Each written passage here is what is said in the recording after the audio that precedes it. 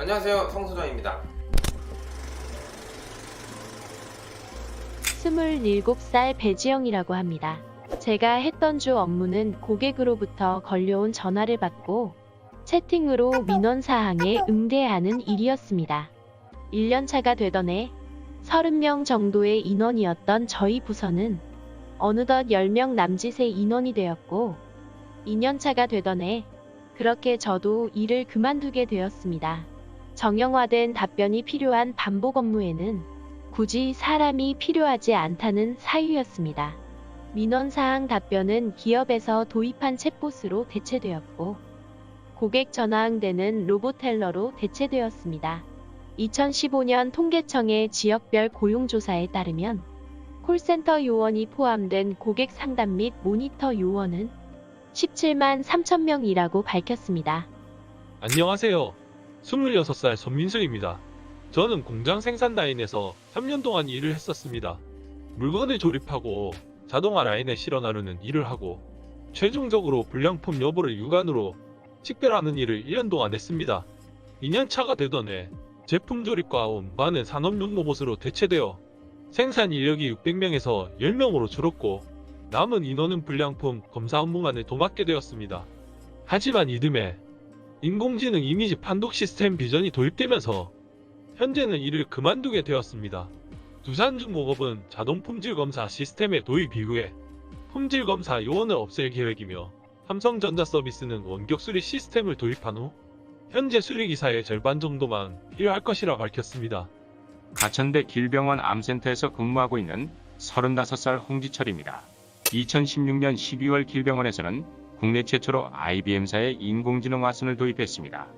와슨은 직접적으로 환자 치료에 관여하는 것이 아니라 의료인에게 환자의 건강정보 또는 진료정보를 정리하는 소프트웨어로 의료기기에서는 제외됩니다.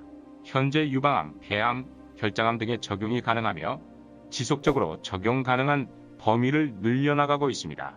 암의 치료법에 대해서는 추천, 고려, 비추천 3가지로 정보를 제공하고 있습니다. 성소장.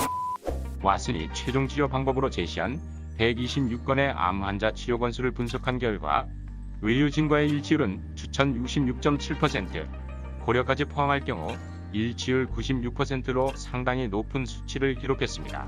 인공지능 와슨은 수많은 환자의 데이터를 기억하고 학습합니다. 한 명의 의사가 아무리 많은 환자를 치료한다고 하더라도 평생에 수천 혹은 수만 명의 환자가 한계일 것입니다.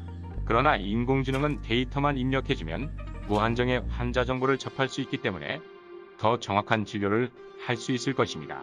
하지만 한계점도 분명히 있습니다. 와슨이 인지하지 못하는 환경, 문화와 같은 환자의 개별 특성은 최종 치료 방침에서 고려되지 못합니다. 예를 들어 추천으로 제시한 방법이 한국에서는 보험 적용이 되지 않는 치료법이거나 환자의 컨디션과 선호도, 협조 정도에 대한 특수성은 와슨이 고려할 수 없었습니다. 현재는 인공지능이 완벽히 대체할 수 없는 분야라고 생각합니다. 향후 10수년 후는 어떻게 변화될지 모른다고 생각합니다. S은행에서 근무하고 있는 31살 이현지입니다. 고객을 대상으로 예금 및 출금, 가입, 해지, 수납 등의 업무를 하고 있습니다. 최근 피부로 느끼는 건 은행 방문자 수가 점점 줄어들고 있다는 것입니다.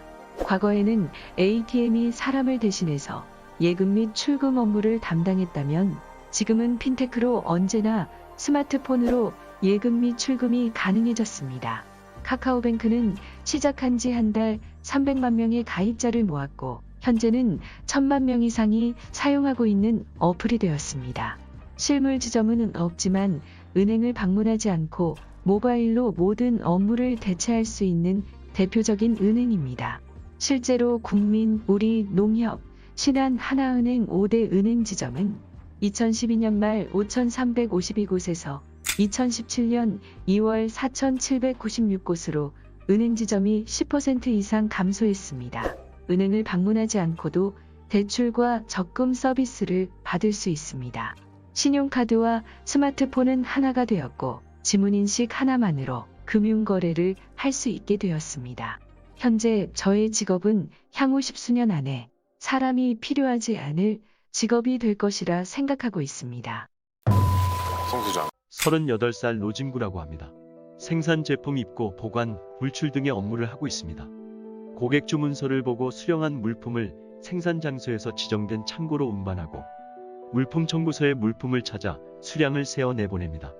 그리고 마지막으로 입고되거나 내보낸 수량을 물품 대장에 기록하는 업무를 하고 있습니다.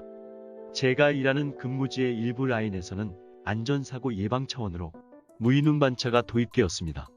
센서가 부착되어 있어 사람이 직접 조작하지 않고 스스로 짐을 운반하기 때문에 무거운 자재를 이제 사람이 옮기지 않습니다. 현재의 인력을 대체하기 위한 것이 아니라 현재의 인력을 지원하기 위한 것임은 확실합니다. 실제로 무거운 자재를 옮기는 반복적인 단순 업무를 기계로 대체하고 그 외 다른 일을 사람이 하는 게 효율적이니까요. 하지만 향후 십수년이 지났을 때 더 이상 사람이 자재를 운반하고 적지 않은 단순 반복 일자리는 찾아볼 수 없을 것이다 라는 생각도 듭니다. 안녕하세요. 인공지능 음성 서비스입니다. 계산원은 백화점, 대형마트, 편의점, 일반 상점 등의 매장에서 소비자가 구매한 상품을 계산하고 정산하는 일을 하게 됩니다.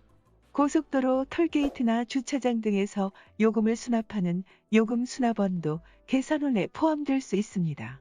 디지털 기술이 산업 현장뿐만 아니라 사회 곳곳으로 확산되고 있습니다. 셀프 주유소가 도입된 지는 오래이며 아파트 관리에도 무인 시스템이 도입되어 경비원의 일자리가 사회 문제화되고 있습니다. 메뉴 주문 터치스크린 키오스크는 햄버거 패스트푸드점이나 프랜차이즈 식당, 커피 전문점에 이미 자리 잡았습니다. 2017년 5월에는 세븐일레븐이 업계 최초로 잠실 롯데월드타워 31층에 24시간 무인 편의점을 열었습니다. 스토어팜, 카카오 쇼핑, 쿠팡 등 모바일 쇼핑의 확산으로 오프라인에서 일하는 계산원이나 판매원의 고용시장은 갈수록 어려움에 처할 것으로 예상됩니다.